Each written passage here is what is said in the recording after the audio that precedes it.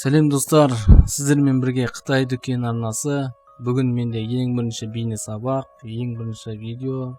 Айтайын дегенім, бүгін жаңа бағдарлама, бәрін білгім келеді деген. Мұнда Photoshop жайлы бейне сабақтары болады, және өздеріңіз тағы да айтсаңыздар, сол жайлы мен бейне сабақ түсіруге тырысып жүргізіп отырамын.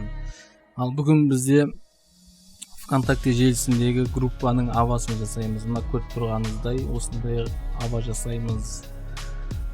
Енді ары қарай жұмысымызды бастайық. Бірінші бізде файл, яғни Photoshop'ты өздеріңіз ашып дайындап алсаңыздар, файлды басасыздар, создать. Одан кейін 10:80 және 21:16 пиксельдермен жаңа парақ ашамыз.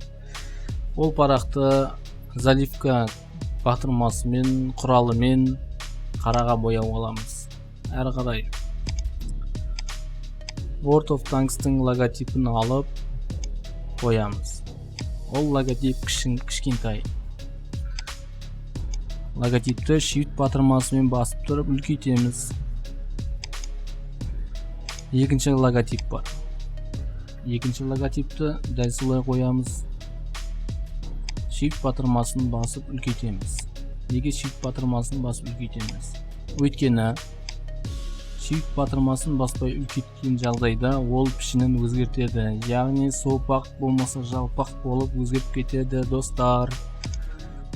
Ары қарай мен блик қойғым келіп тұр.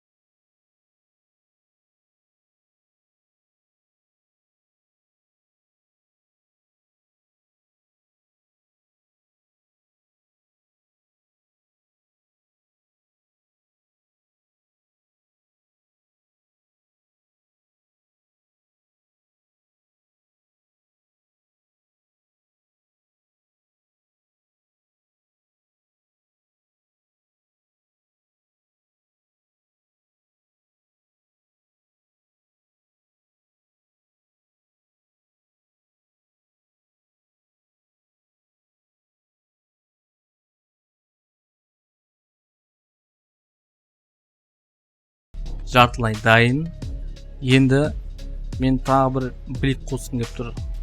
Фиолетовый болу керек менде.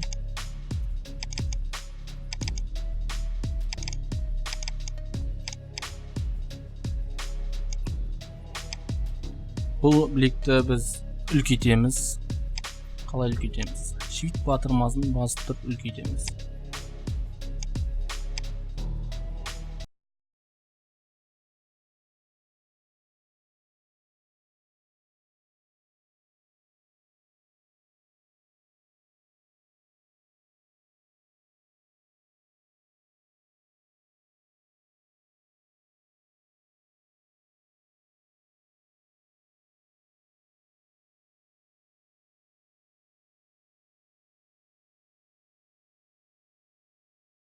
Ойын болсын, Clash of Clans интернетте бар, картинкалер бар, оны сохранить етіп, осылайынан құрастырып жасасаңыздар болады.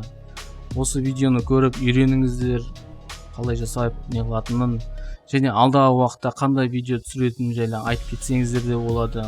Айтсаңыздар тіпті жақсы маған. Мен соны түсіріп үйретуге тырысамын. Ал әзірге лайк басып, көріп, коммент жазып,